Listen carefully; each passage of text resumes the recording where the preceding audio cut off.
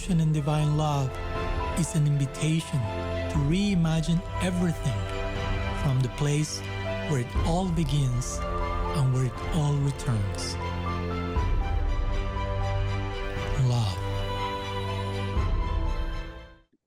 Welcome, everyone, to another episode of Evolution in Divine Love podcast. Today, we'll be beginning chapter 4, which is the depths of matter. And today's section is God's loving relationship with the world. So thank you, Maharaj, for joining us today in your busy day in Swetadweep. We're very glad to welcome you here. It's my pleasure. Thank you for inviting me. And thank you for inviting us. So today, this section is so jam-packed with such wonderful realignments to God, to love, to the world, where to me, like each paragraph seems like the center of another fractal that can be unpacked.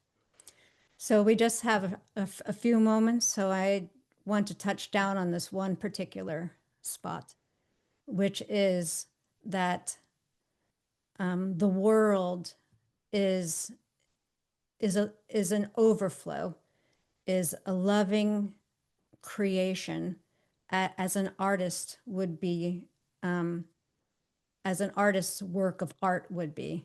So that this creation is love's overflow as a work of its own expression and its own purpose within that expression itself. So you mentioned in here actually that, there's a saying, art for the sake of art. So I'm wondering if you could comment on love for love's sake and the implications that has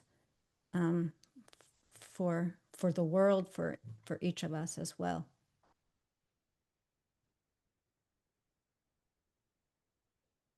Love for love's own sake. Yeah.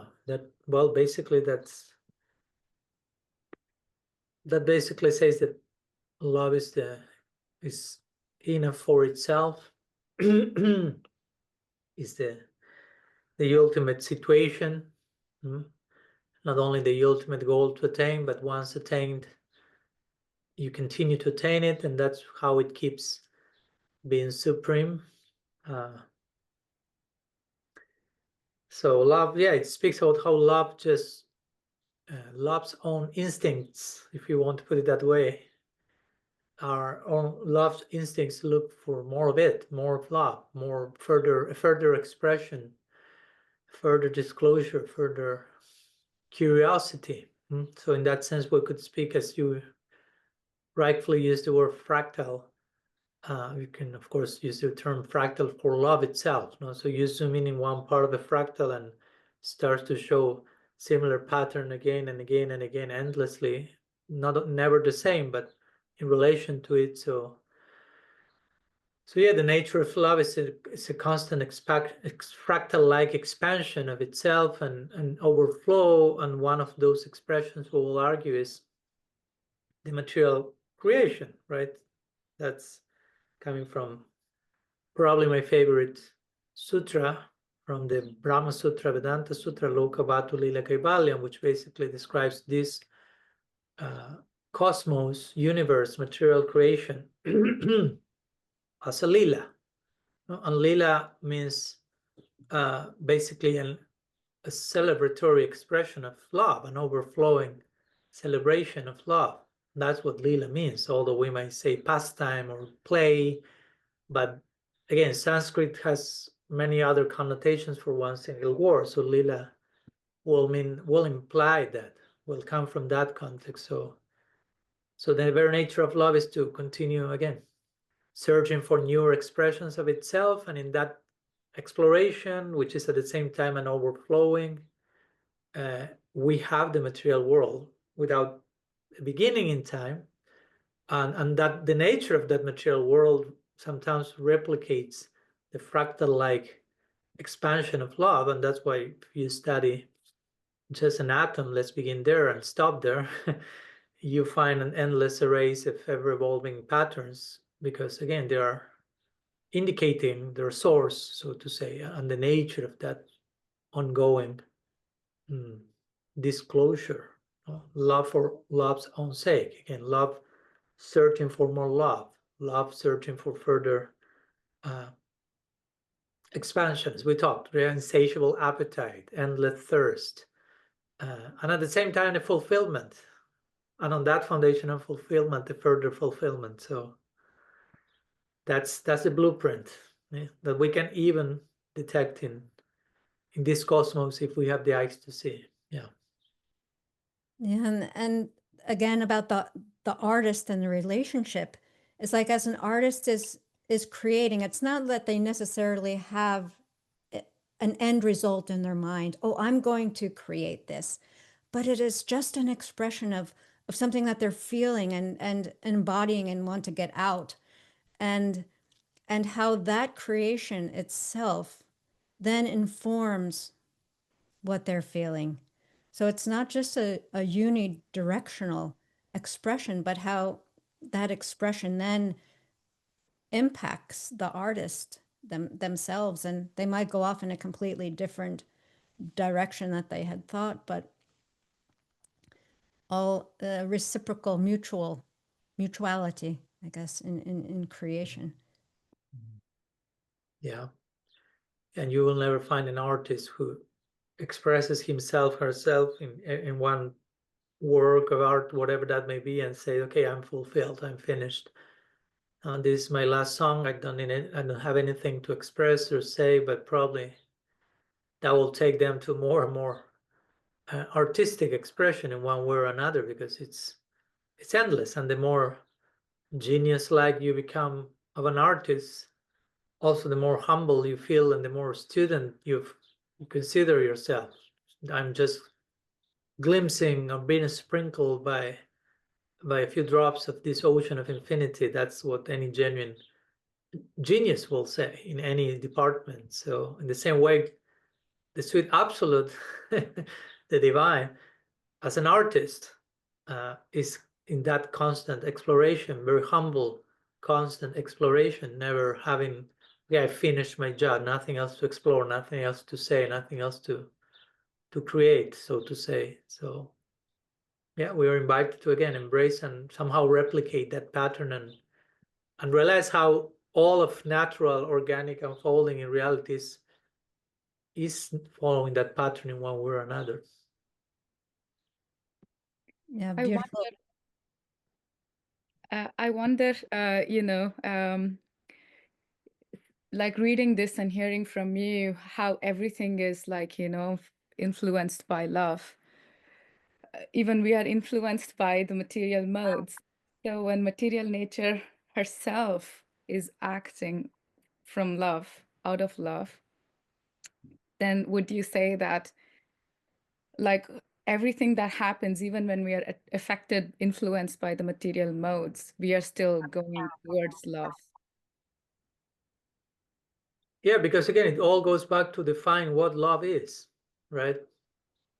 And part of what love is voluntary act. So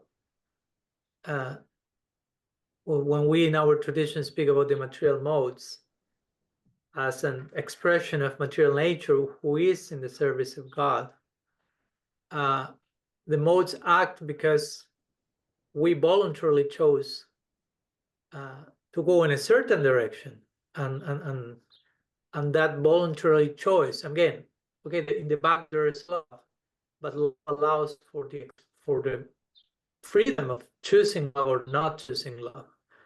So material modes are a particular expression of love in the sense that it's the natural department that corresponds to a particular choice we take in connection to love, whether it is accepting or in this case probably moving in another direction. So yeah, we could say it's all connected to love, but also we shouldn't be like sentimental or abstract and thinking, okay, in which sense we are talking that everything is love, no? And so yeah, love is voluntary at the end of the day, so that has a price. Yeah, to me, like it always seemed, or that's how I understood it, that when we are influenced by the material modes, we somehow lack our free will, and we just like are tossed like an ocean tides or something like that. You know, Yeah. like Yeah, I will say actually I mean, it's not either or, I would say, because again, we can speak about anadi and now beginning to this cycle, but we can also think, okay, because of my free will, I'm making certain choices that put me under the influence of the material modes. I'm making some free will choices that correspond with that department called the gunas, the material modes. Of course, we could say, but while doing those choices, making those choices, I was already influenced by the gunas to some degree. Okay, yes, but to some degree, there is also free will. So again, it's not like black and white. It's not like there's just the influence of the material modes and I have no agency. No. And it's also, I have absolute free agency and I'm not influenced by anything, probably not either. So we should see all the things in the most nuanced possible way. So yeah, we may be influenced by that, but we say as a result of that influence, we make certain choices, or we will say as a result of certain choices, we are put under certain influence, or we could say both, a little bit of both, but still the free will is there. And in principle, we will say the modes are, again, for material energies, if you want to use illusory energy, whatever the case is, a corresponding department that exists to match our voluntary choices. And that's why over and over again we are told, if we choose to put ourselves under the shelter or influence of other departments, so to say, from another place with another attitude, that the experience will be entirely different. So still we have our free will to shift gears, so to say, because if not, there will be no hope. If we are just lost in that ocean, then what will change that if it's not my voluntary choice to, again, voluntarily decide to love, embrace love? That love is already offered, extended, doesn't mean we have taken the gift. We have received, open our hearts and hands to receive the gift, right? Yeah, so it's all voluntary, and you were saying here that we are all influenced by each other. Like God is influenced by material nature and us, and like we are all like influenced. Yeah, when we will say God is influenced by material nature, also we have to qualify how we understand that. All that needs to be qualified properly, because if we just say that very loosely, we could think, oh, God becomes under the influence of the modes and becomes a conditioned being, and play out the implications of that, and then you're in trouble. So again, and we don't have the time now to do all that, but we should be very careful in, in not only how we use words also, but in how we in playing out the implications of the ideas we have, so they continue making sense. They remain coherent in their unpacking, so to say. Yeah. But yeah, but there is of course, as I make the point in the book, there is an interrelatedness between the divine and the different energies, and yeah, there is a connection, there is an influence, but how the influence takes place in one case and the other, yeah, it's not one and the same form. One thing that came up while hearing you, the two of you speaking, is how again this pattern is replicated from the divine, where depending upon how we approach material nature, then the world tends to respond to us in that way. So in the same way, it's the reciprocity is kind of built in to the fabric of being, how we align things, how we approach things. Then that is what is reciprocated with us. Yeah, and I think in that sense it's important that to understand that our approach to material nature also will be determined in big part in relation to how we understand that material nature is approaching us, right? Mm. Because if we can see material nature as an evil witch that wants the worst for us and is opposing God, I will be approaching material nature probably in an oppositional way, defensive, afraid, neurotic, wanting to leave this place as soon as possible, similar to God, and to everything else. If I get the wrong picture of God, that will have, and the wrong picture of how God is approaching us, we will probably get a wrong picture of how we should approach the divine, if we were to approach God at all. Because sometimes we get such a wrong picture of God that nobody wants to approach such a person. I will be more comfortable saying that doesn't exist. So in the same way, we can get a very insensitive, distant, indifferent, or whatever picture of material nature.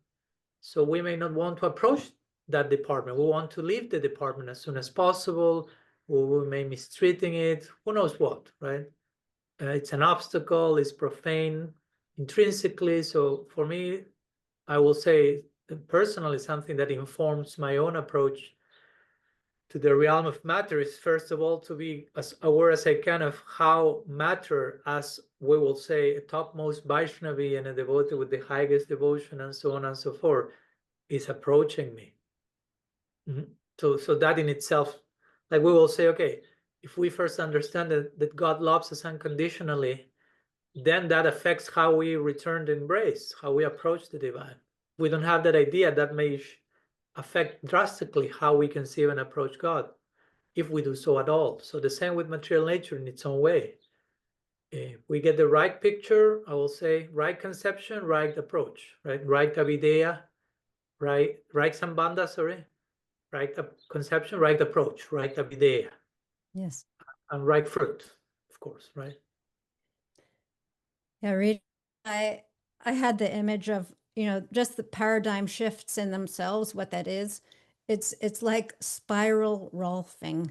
It's like one deep adjustment after the other. And how, to me, this chapter, and you end, radical personalism also culminates in the chapter on unearthing heaven, the chapter on matter. And to me, that is where, that's like the transcendental, the lotus feet of God, where we begin. And again, because it's cyclical, we begin at the lotus feet and go back up, but we can only actually accept the presence of the divinity here after understanding love and God and the self and matter. So it's very spiral-like. And now I feel like now I can approach divinity here, the feet of God, and then go back around the spiral to understand all the things back up again. Once understand matter, then understand the self in relation to that, and God in relation to that, and love in relation to all the rest, and just keep going. Just keep going.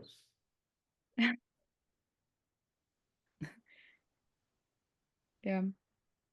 One thing I really liked here was you saying how during creation, God glances at the material nature with profound love and tenderness, something like that, right? And I'm not saying that. That's from the Srimad Bhagavatam. Please Yes. always try to quote the sources so it doesn't sound like I'm creating my own philosophy. Yeah, I thought it was so beautiful. And I was thinking, it reminded me of this notion, or like, not notion, really, like, I don't know if this is really the case, that Mahamaya, the external energy, is actually the Yogamaya, the internal energy in the spiritual world. Like the internal energy manifesting as external energy here. So the image that came to my mind is of this yin yang, like how so internal energy is like inside God, and when it is external here, like God is inside the external energy, like how the yin yang has like the white and the black dot in like black and white, like that. So God being present in like each atom present in the material world, like that. So in that sense, it's the same energy. Somehow we've always just thought this to be a world to escape, to leave behind and go somewhere else. But yeah. Yeah, it reminds me about this notion of panentheism, right? Which is basically our system, though we may not call it like that of course, in Sanskrit, because it's not a Sanskrit word. We'll say achintya veda ved, but panentheism means basically everything is in God and God is in everything. So that sounds simple or may sound abstract to some, but that's an idea worthy of contemplation, just staying with those two lines for a while, right? Everything exists in God, everything is inside of God, and God is inside of everything at the same time. Like we always share this lila where Krishna is accused of having eaten dirt, and Yashoda looks in his mouth and she sees the whole creation inside of him, but he at the same time is inside creation, right? And then it's a whole fractal-like expansion inside that Krishna is inside, the earth is inside him, and inside that earth, inside him is himself, and he opens the mouth there, and so on and so forth. So yeah, we can use examples and analogies and words and notions of space and inside and outside, but at the end of the day, we are we are dealing with a reality which is way bigger than all our words and all our thoughts, and yeah, it's good to say as much as we can. It's good to know when to embrace silence, as Krishna will say, where the greatest secrets are revealed. And probably, yeah, the greatest secrets are revealed in silence after you have thought and spoken as much as you could with the best use of your faculties, something like that, right? Yeah.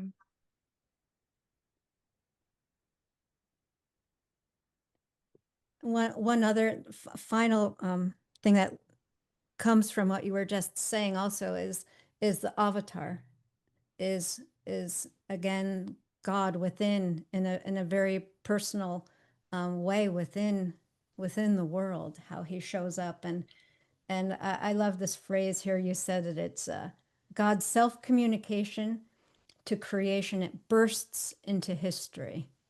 That is such a beautiful. That's Iliadelio. That's not me. Okay. You hosts have to do your homework and check the footnotes of each chapter, please. It's a beautiful expression. Yeah, totally. I remember, just maybe to conclude, that this one quote that I share by Beatrice Bruteau, and she says, God's ecstasy births the world, and the world's ecstasy realizes God. And you are right in the midst of it all. So it's pretty ecstatic. And of course, ecstasy, the very word ecstasy means out of the norm. So in order to understand how in one sense ecstasy is the backdrop of reality, means out of the normal, out of the box. So one needs to not only to think, but to live outside of the box. There's so many boxes that prevent us from realizing this truth that we are in the midst of it all. So yeah, hopefully with each one of these conversations, we are getting a little bit more outside of the box, a little bit more outside of the norm, so to say, and closer and closer to the ecstasy that pervades it all, including the realm of matter, for sure. Yes, with each conversation, it just opens up more conversations. So thank you for introducing this topic and the concept of conversation. into my life. See you in the next conversation then. Yes. In part 2 of this episode, we're so happy to have Sukhavaha join us today. To me, she is the example of a wounded healer who has gone to the depths and learned how to return. So thank you so much for joining us today, Sukhavaha. Thank you for inviting me. I always like devotee association. It's nice. Thank you. Thank you. So I thought we would start off our conversation today, furthering the conversation of God's loving relationship with the world, with just a short excerpt reading from Maharaj's section here and asking for your reflections. So from one recovering world denier to another. So a love affair lies at the heart of the cosmos, and life is its natural extension. So the foundational insight is that the realm of matter is to be perceived through the lens of what impels it to exist in the first place, God's own love life, not merely exploding into the world, but as the world. Divine love stands as the organizing principle of the entire creative universe. Wow. Well, who could have said it better than that? Seriously. Yes, that really beautifully encapsulates it. And I'm wondering if how that hits you. It hits me like a wave of love. It's like beautiful. Yeah. We sometimes, maybe more often than we would like, we sometimes think of God or Krishna as, you know, kind of as a parent. And a lot of us didn't necessarily have parents that were unconditionally loving because they're here in this world. And so we talk about karma, and we think that Krishna is the agent of our karma. And then we get all of that tangled up, like karma, punishment, reward, praying to God for rewards, begging to be released from punishments that we think the Lord is giving us. And karma really doesn't have anything to do with the Lord, except for the fact that he created that actions do have consequences. That's all. And so everything Krishna does is out of love, completely unconditional love. And as Maharaj so nicely put it, that the material world is an extension of that love. Because Krishna loves variety. He also loves choice, and he loves to give his parts and parcels free choice. You can do whatever you want. You know, you can hurt yourself. You can help yourself. And it's because he's not treating us like babies. He's really honoring the gift that he gave us, our existence, that I've given you wisdom, and you're going to learn how to use that or misuse it. But even that will teach you then how to use it. So everything is an extension of Krishna's love. And when we start to really go through our day seeing that everything is an extension of Krishna's love, life becomes a lot more beautiful and a lot more easy to receive. Whereas if we think that there's reward and punishment from the all-loving Krishna, then we tend to resist certain things, which means we're resisting the Lord. And then we don't get to receive the blessings that Krishna and Radha want to bestow upon us. Now, of course, sometimes we have this conception that love means I get everything that I want, and I get everything the way I want, when I want it. Exactly the way. The spoiled child syndrome. Kind of, but Krishna doesn't treat us like children. He treats us like adults, and so that we can live into that. And even in those events that are sent that seem really hard and harsh,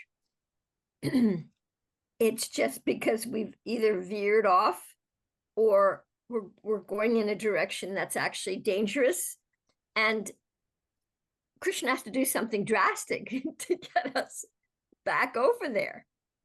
Yeah, and so sometimes he smashes our illusions, in our dreams, which they were really nice dreams, but they were only dreams. They weren't reality. And Krishna's love is really connected with reality and truth.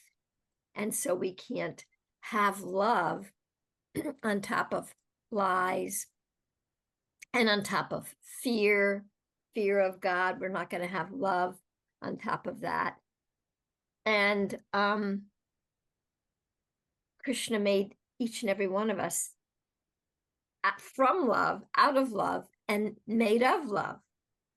And we're part and parcel of Krishna. And yet sometimes we have such a hard time loving just this tiny part, which is the part that Krishna gave us to practice loving. And we deny this part and neglect this part and think that I'm going to somehow get love of God, the all of God, when I haven't even been able to do step one. And so really perceiving the world as an emanation, as a manifestation of Krishna's love, not that this material world is a place where we come to be punished because we were so bad. Rather, we wanted to explore.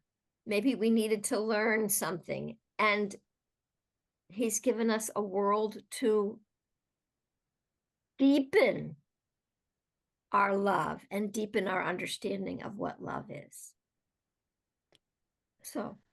Wow, you said so many things that we can explore. One thing that still sticks with me from the beginning of when you were speaking is the concept of karma. And you said that that Krishna, he doesn't give, he doesn't have anything to do with karma, but that he created the reality that actions have results. But I'm even kind of wondering that, whereas did he create that, or is that just the reality? Is that just his reality? As far as his own being, which I believe is replicated in everything, that's how he exists, through reciprocation. He is who he is because of his environment, the people in his environment responding to him. So that's for us, the material realm is responding to us, and not necessarily that he created this system of action and response, but it's just the natural way that things are, and not created something separately for our. Yes, I would agree with that. I wasn't saying that he created something separate, but yes, it's part of the creation that there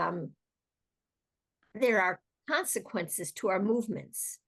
The law of, for every action there's an opposite an equal reaction. That's like a law of nature. So there are certain things that govern, which keep things in balance.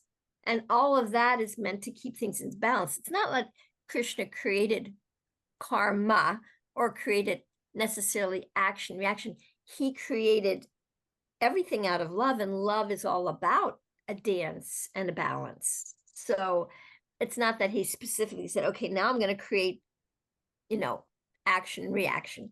It's a manifestation of all of that. Yes. Yeah. And again, karma, I see it as simply as feedback. It's a feedback. So, oh, when I do that, then this person does this. Now, if I can get the feedback, maybe I can shift my behavior a little bit, and try something different. And of course, Krishna's always dancing, and it's not always the same dance. There's millions, and they're creating new dances as we speak. So, learning how to dance rather than to bow to reward and punishment, because reward and punishment really isn't about love. Yeah. And so learning how to dance in love, then that shows us that, oh, I didn't expect this. What is this? How do I use this? Or what do I do with this? So being more curious rather than feeling that it's actually a judgment or a punishment. It's just some feedback. Okay, well, do you want to keep doing that? Yeah. Yeah. And that is a part of relationship. If you have a relationship with anyone, you might do one action and one day it works, and you might do that same action the next day and it doesn't work, because it's not like that kind of a science. It's more like relationship, and there's so many factors involved in it. So go ahead. Yeah, so much fluidity in it. Mm-hmm. Yeah, it's amazing how, just looking at the world from a place of love, it looks so different compared to looking at it from a place of fear. But it also seems to me that Krishna is so loving that if somebody wants to approach from a place of fear, he allows that too. It's reality as well, so it's like someone can, when we see karma like from a place of fear as like action and reaction, you do something and then you would be punished. And that's exactly how it is going to look. And it is the reality there. But yeah, it's such a shift, changing the perception, changing the angle of vision, to see everything from a place of love. Even karma, even the concept of offense, it no longer feels like a punishment. It's something we can always see it as something to learn, some this idea of sin, it's like missing the mark, yes, this is an opportunity we have to learn and do better. One thing I was thinking is particularly like in this section saying the material nature is also like an expansion of God's love. Yeah, like one difficulty people have is thinking about the suffering, right? Yeah, then how come there's all these suffering? But yeah, there's so much to it. Like one thing is that God is present, with us through our suffering, and he's not like distant, and it's not that he doesn't feel for us. Like he is deeply empathic and he's present. Like we can experience, if we are open enough, we can experience his presence through this suffering, like as hard as it is. Like this, I feel like everything, like physical, emotional, any pain, there's always, somehow we have always learned to treat them as our enemies, like Mm-hmm. like push away, Like Mhm. as soon as we feel the pain, like, no, this is bad. Oh, and all the fear, like, I mean, we just, we are filled with fear as soon as we feel the pain, as if it is a bad thing. Mhm. But many a times pain or suffering is here to teach us something, it seems like, so yes, it's somehow like it's surprising, shocking even that we don't grow up like that, learning that, like, okay, here's pain, it's trying to teach you something. What is it? Being curious and trying to Yeah. find out and grow, right? So yeah. Not only that, what you said was very, very relevant and very, in love, there is an existential pain, which is called grief, separation. So love and grief, pain, are intimately connected, but it's not a punishment. It's just increases the yearning of the love, and it increases the love. Somehow we get this conception, we want love without any pain, and so then, but we love something, but then something happens and we lose it, and then we're in pain, and then we think, why this pain? Well, there would be no pain if there was no love. If we were just impersonalists, then I think that's why people go to the Brahmajyoti. They just don't want that pain. And I wanted to make just a slight distinction between pain and suffering. So pain will be there, especially when there's love. There will be some pain. Now, what really complicates it is when we resist the pain, which you were talking about. When we resist the pain, then that causes more suffering. An example, which not maybe everybody can relate to, but in giving birth to a baby, there's contractions which are painful. Now, what the body usually does in pain, it tenses up, which makes the pain more. That tensing is a resistance. And midwives and doulas kind of coach a woman to help her to relax her body so that there's not more suffering. There's just the contractions, and there they are. But when we resist, then it just complicates it even more. And I think a lot of times you're talking about having a world without pain. Why is there suffering? Well, we're resisting reality. We're resisting love. We're resisting the way Krishna's love is manifesting today. And that causes frustration, anger, and suffering. Mm-hmm. Yeah, I so much appreciate what you just said about resisting love, because that it really can be seen that way. In an earlier section, Maharaj mentions how we seem to have so many problems and so much pain, and all of it can be boiled down to feeling a lack of love.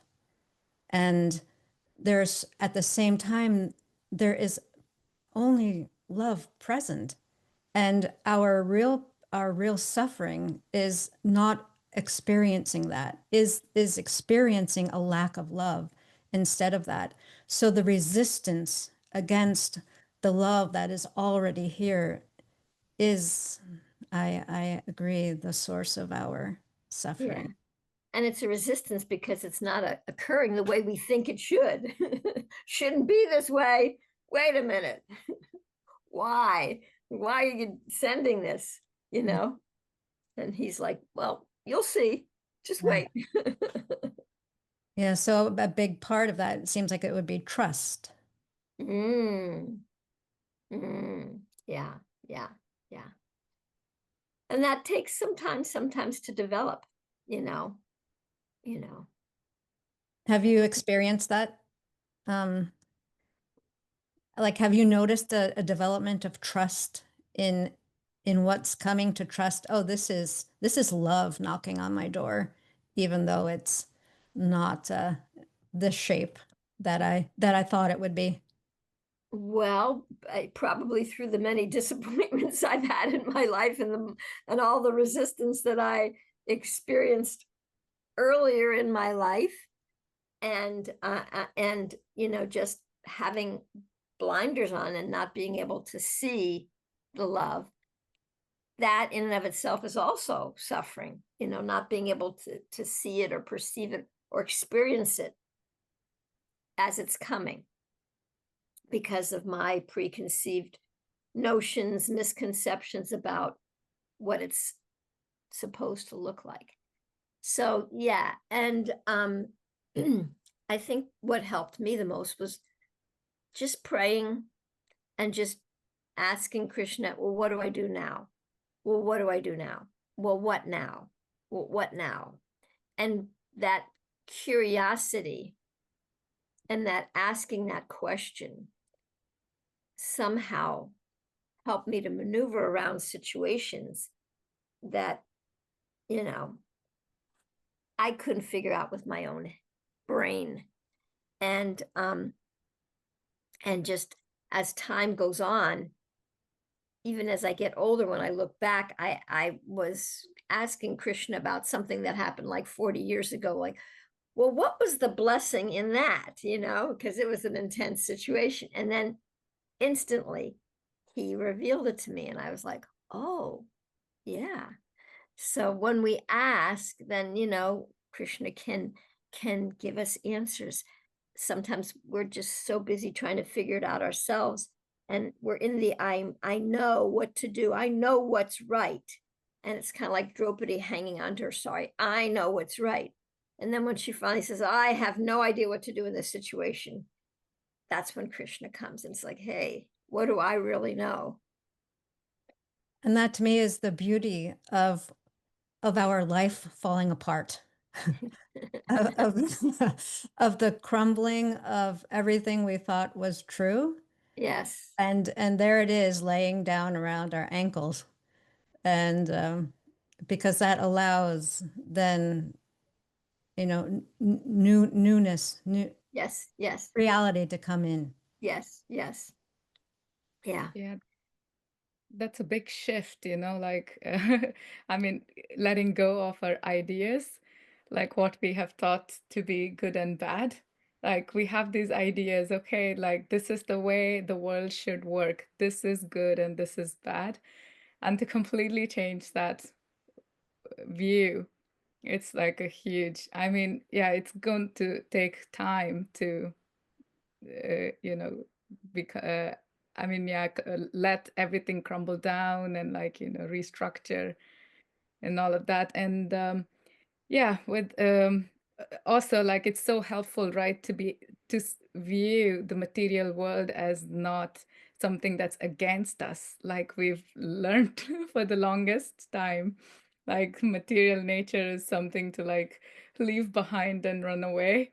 Yes. But we finally understand, no, she's here to help. She She's is. just friend. She's mother. Like we need her. Yes. So to Yes. yeah. She's giving us some good guidance. Yeah. Mhm.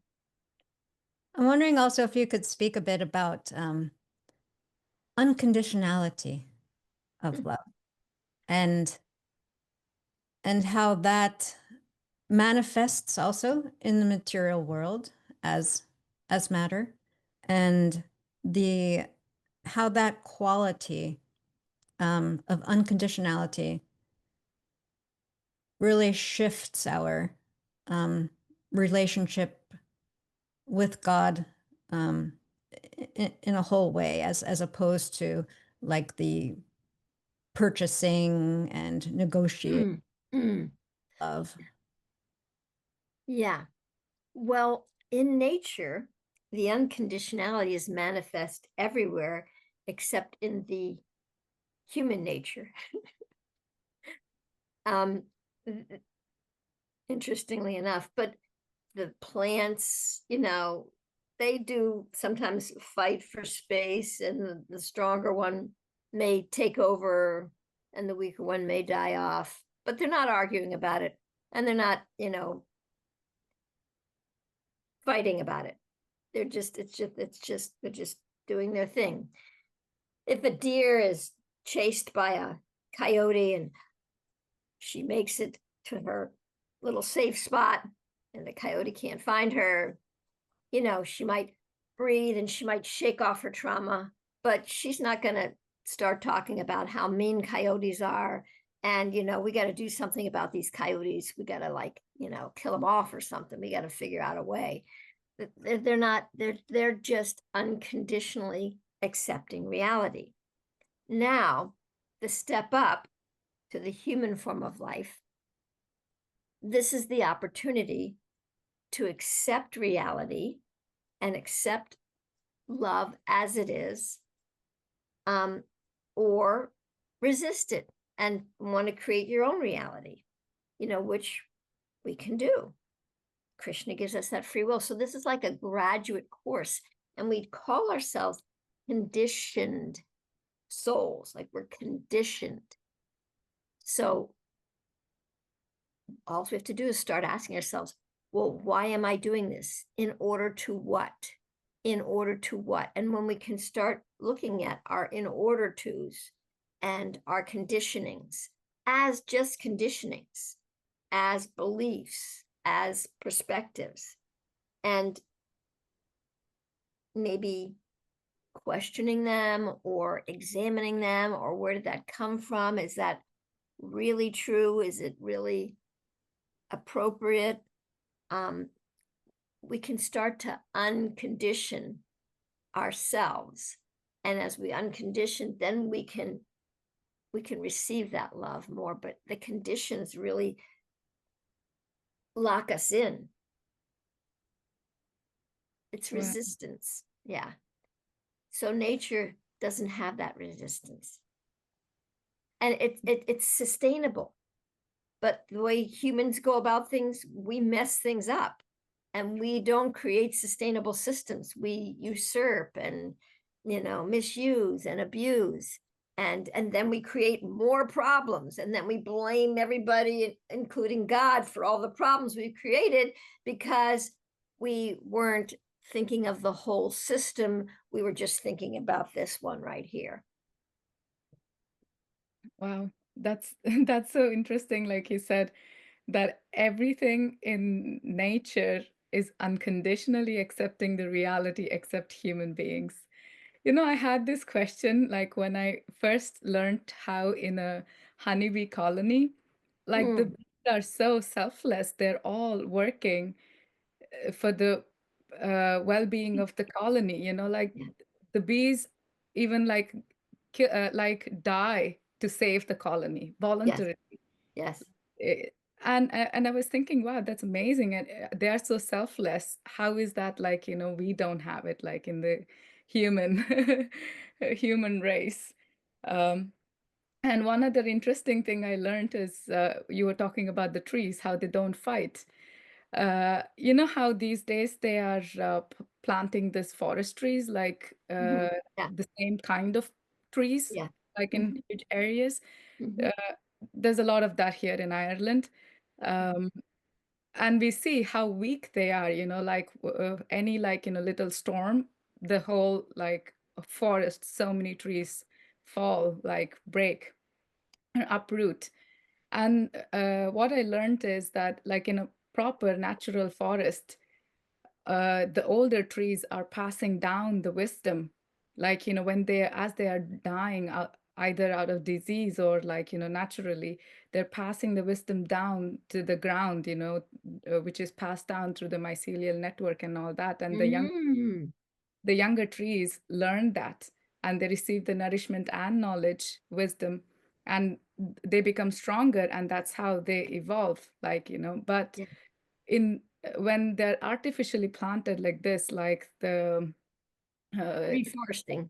reforesting, yeah, they don't have that. They are not receiving that knowledge, and now they're without that knowledge, they're actually fighting with each other for resources, and that's why they're weaker. You know, so kind of like what happens in human communities also, like, you know, don't Interesting. like receive the knowledge when we are not part of a community, and you know, learn how to give and receive and have that relationship. Yeah, like a natural way. I mean, to me, it is very interesting how we can, our relationship with the plant world, like we can affect them too in a way that we are affecting their ability to accept reality unconditionally. Yeah, we're making Do you have impacts thoughts on that? all over the place. We're just not aware of them, and we're really aware of so little. But we're super aware of what goes on inside of here, and yet sometimes we think our mind is our worst enemy too, and then we resist that. So, you know, we just need to learn how to perceive and use things properly. That's all. Yeah, it's interesting, right? Like the mind is the worst enemy. Although in Bhagavad Gita, there's both. It can be your It's worst not enemy the worst enemy. or your best friend, but Yeah. somehow we like to pick the worst enemy part. Yeah. And what does it feel like to live with your worst enemy 24/7? And what about that soul in there? How's that impacting the soul when we resist the gift of the mind that Krishna gave us? We can think it's our worst enemy, but it's really meant to have these kind of discussions. It's really meant to, you know, take what's happening and examine it and look at it and question and, you know, put it together in a way that we can really see the truth. Yeah. It came to me one time how, you know, we talk in Vedanta about the paribhāṣā-sūtra, and how there's a sutra that everything orbits around. So actually, God's unconditional love is the paribhāṣā-sūtra. It Yeah. is the center core of reality that everything is embedded with and relates with. Yes. And to see everything in relationship to that is the holy shift. Yes. And Yes. that just makes sense of everything, brings an innate purpose to everything that happens. And because love is its own purpose, it's not an artificial purpose. It's not an artificial thing that is imposed upon us. Right. To find the purpose of something means to find the love in it. Where's the love? Yeah. And And I like, how can I reciprocate with that? yes, I liked how you said about, like, you know, the orbit, and, you know, that everything is revolving around love. And again, you know, it's like, it's about really seeing things in their proper perspective. And if we just try to mess up with it, and this doesn't belong here and we got to shift this around, we're actually interfering with love. And then we wonder, why isn't there love? Yeah. You're kind of like, it's there. Stop messing with it. You don't have to fix anything. There's nothing broken. Oh, there's a quote. Exactly. It's like now we have to interfere with the weather. You know, we have to interfere with bloody everything, you know, because we know better. Something's broken, it's not going the way we want it to. We got to fix it. Yeah. So no, it's actually perfect and complete if we just get out of the way and Yes, recognize the patterns of existence and how they actually are replicated from the divine thumbprint itself. There's and go ahead. Sorry. And it was seen during COVID, you know, like when there was lockdown, there was so much improvement in nature. Yes. Yes. Yes. Yes. Yeah. Even to the Yamuna, even to the Yamuna River, you know, within a matter of what, it was like weeks, and she was flowing beautifully crystal clear. And then COVID's over and yep, back to messing it up again. There's a quote by Bhaktisiddhanta Saraswati Thakur it says, "The world is in no need of a reformer." I can't remember the exact quote. It's from the harmonist, but he just says, you know, everything, there is not one breath of anything is out of alignment with the supreme. And anybody who thinks that something needs reformed, that's the part that needs reformed.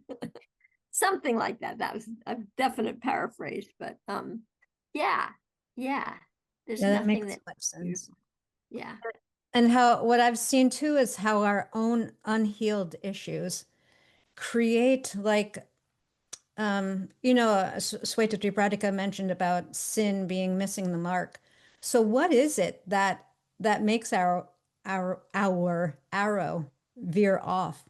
I think it's all of those unhealed and unaddressed wounds that we have learned along the way, the misconceptions that we have built into our conceptual framework that create kind of like a barnacle, even something that does create a distortion in the pattern. So how important it is to address those underlying very human issues that affect the aim of our arrow. Yeah, and interesting. It's the subtle things, the subtle beliefs that we don't even know that we have, the subtle things. And of course, love is the most subtle. But the subtle things are the most powerful. So even the Brahmastra, it was just a mantra, it's just very subtle, but it could do a lot of damage. Well, love is also very subtle. Prayer is also very subtle. And they are now doing scientific experiments that show that prayer can actually change somebody's brain across the world. If you pray for somebody, like it's the subtle energy that's so powerful. And that's why it's important for us to understand all those subtle things about ourselves, all those unhealed wounds, not just pushing them down, but like that subtle stuff is running this little microcosm, And so, how can we realign ourselves? How can we get ourselves, our chakras going all in the same direction? How can we, heal those wounded places so that we can really be in alignment with who we really are. Yeah. And centered around, and it's interesting, we sometimes talk about consciousness and we think here, but really consciousness is in the heart. And, whenever there's Valentine's Day, there's a heart, right? Heart is love, right? And then we get a heart, and who's in our heart? We are, and Krishna's in our heart. And that's the center of love, right there, the heart. You're pulling on my heartstrings. It's, we intuitively know that love is in our heart, and that's Krishna who's in our heart. Yeah, we use these words and we don't actually listen to what we say. but yeah, and it's Maharaj also brings up in this section about the interconnectedness, as we were talking about, how it's the natural result that we would engage with everything through love once we understand that love is everything, at least to a certain degree. And again, it's a matter of learning through experience and learning to trust that yes, everything is, because you said that you would ask that question of God, like what next, but you actually had to move in that direction. Yes. And the moving in that direction, I think, is what gave you experiential trust, not just like some hype, some empty blank hope. I'm going to close my eyes and hope for the best. But no, you actually took it upon yourself to, okay, I'm going to trust this. I'm going to step in that direction. I'm going to turn left when the GPS says to turn left, and to turn right when it says to turn right. And we'll find out what happens when we don't listen, that there is a natural correction out of love. Yes, recalibration. Yes. And not like recalculating. Yeah. I had a GPS one time, I threw it out because it was so obnoxious. Yeah. The way it would shame me. It's like, but that's not the voice of God. No, that's not the voice of God. When you were speaking, I was remembering when I was very young, because my father was a minister. I made a poster that said, God is love. and I took all these little pictures of loving exchanges. So somewhere I knew that God was love, but I had to really experience many things to come to a deeper realization of that saying that God is love. Yeah. And yeah. Yeah, it's amazing how we hear this. You know, even like when I started my journey in Krishna consciousness, like I've heard this from the beginning, God loves us unconditionally, but it never like, you know, stood out as the Paribhāṣā-sūtra, like Bhakti Rasa was saying. Just only recently, after I came in touch with Padmanabha Maharaj, like it blew my mind, like, oh yes, like I've always heard this, but this is actually the essence, you know, as in something that's foundation. Like if we view everything through this, it's a completely different world. So yeah, somehow we don't accept it, even though we hear it. To me, it seems like somewhat intentional, you know, in the sense that because if we accept love, then our ego has no place, in the sense that it's not our doing anymore. It's like it's not our austerities and like whatever we do, it's not all of that that's bringing us closer to God or getting us his love. None of that. So you know, we don't want that. We want to be something. I mean, again, like, you know, it's all our wounds unhealed, like, yeah, traumas that's making us, you know, want to be something. Like, oh, I am something because I do something. Yeah, I mean, it's difficult. I struggle with it even now, even though, you know, I understand. I still struggle. That's Yeah. because theory isn't the same as experience. Prabhupada said one time, one of my favorite quotes is, what you learn easily is easy to forget. What you learn with difficulty is difficult to forget. So it's our experiences that actually really shape and solidify, you know, and when we have an experience of something like trusting in the Lord, and then an experience like, wow, it really, it changes even our DNA in our body.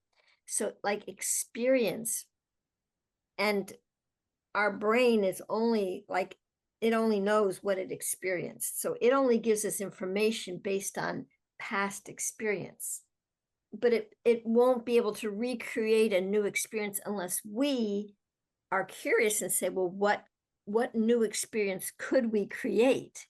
It won't automatically do that. And so it really takes, you know, conscious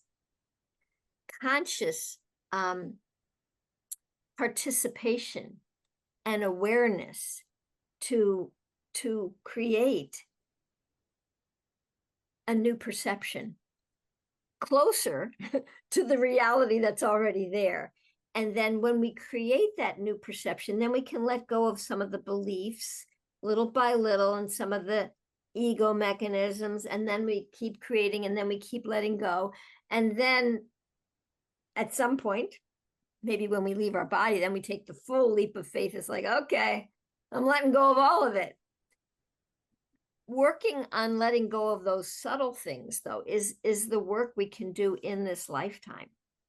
No one can do that for us. Krishna will not force us to let go of any subtle attachments we have to any belief. He may encourage us. He may knock on our door and give us information. It's really up to us to utilize that information and shift.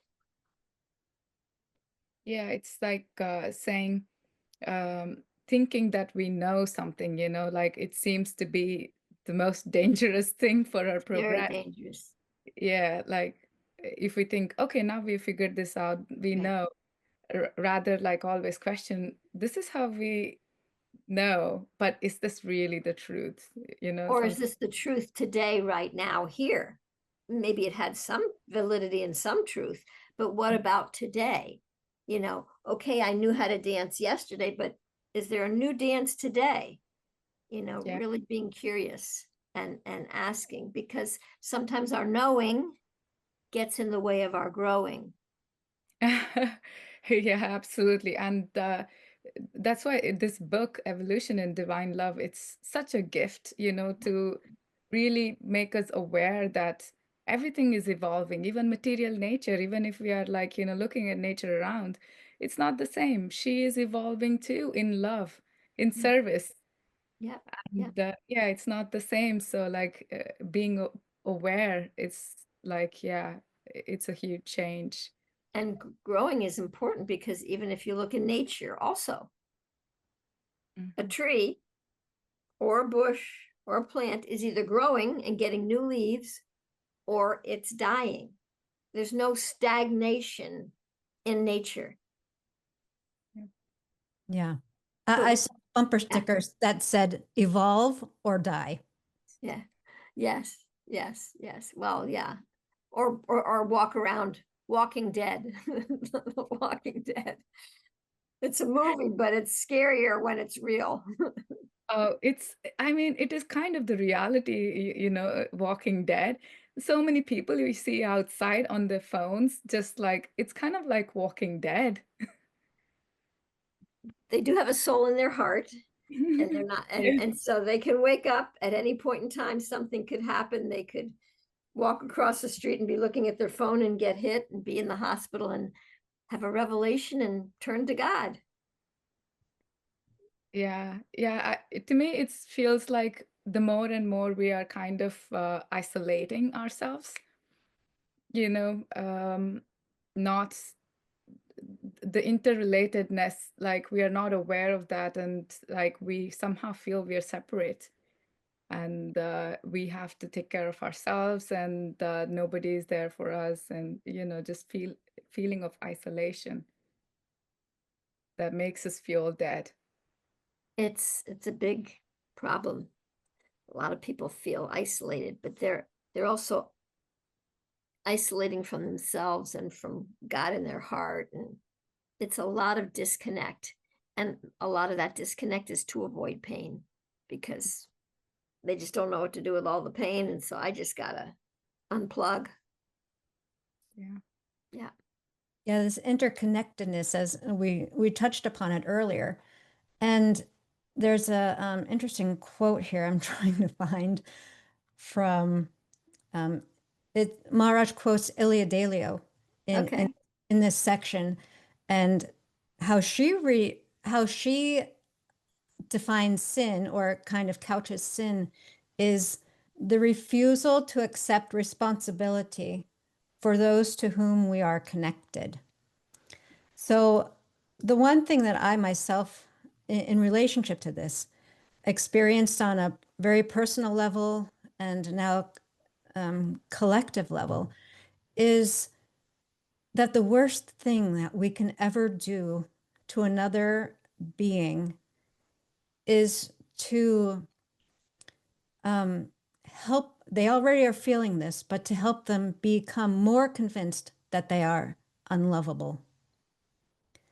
That to me is the absolute worst thing that we can do to the world, to ourselves, to act against ourselves and make us believe that we are unlovable, to act toward any other living entity, to help convince them that they are unlovable.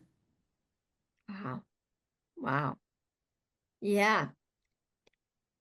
And it is our responsibility to be conscious. In this human form of life, we're given consciousness.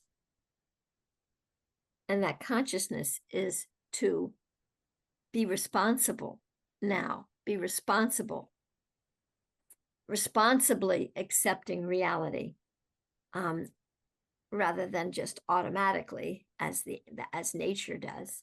But now we want to see if you've graduated, you come to the human form of life. Now, can you accept that reality? Or are you just like, okay, I'm a grown up now, I'm a human being, I can do whatever I want? Yeah. How will we use our agency? Yes. Yeah. We get to determine that. Yep. Yep. Yeah. Yeah. All right. Sukhavaha, I know you have an engagement coming up right Yeah. after this. Yeah. I so appreciate you being here. Do you have any other parting words that you would like to share with us before we come to our pause? Well, I've experienced a lot of love and connection here in this little short time that we spent together. And really, like you were saying, the worst thing we can do, I would say the best thing we can do is to encourage everybody, even for the tiniest steps that they're taking. Like the 1 Minute Manager. It's a really tiny book for managers, but it says, just catch them doing it right. So when you see anybody doing it, oh, that's cool. And if they're doing something wrong, you don't have to mention it unless, you know, they have a knife and they're going to hurt themselves or hurt somebody. Other than that, it's like, they'll get it. And it's sometimes a hard thing for us to do.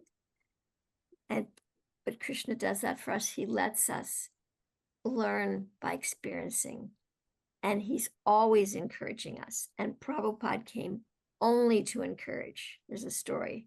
And he said, I only came to encourage. You know, and he was kind of letting his disciples know that they were discouraging one another, you know, and they got the message. But, you know, encouragement. That's a big part of love. Yes, and such a beautiful word, encouragement. Courage, right? To instill courage, to Yes. allow ourselves to go in the direction we are being called. Yes, to With instill trust. courage. Love it, love it, love it. To instill courage, yeah, because it's a courageous path to grow and evolve. Yes, beautiful. Love that. Thank you. Thank you very much. Yeah. Well, we will take our pause here. Yes. Thank you, both of you. Thank you so much. Thank you. Krishna. Hare Krishna. Reflect on what it truly means to inhabit this universe, a wondrous realm born from unyielding love, an outpouring of grace seeking only to deepen into further grace. If this transcendent reality feels distant in your daily life, pause and consider what barriers might be clouding your vision, leading you to perceive the material world as ordinary or mundane. Take the time to identify and dismantle these obstacles, creating space for the extraordinary nature of existence to shine through and reveal itself to you.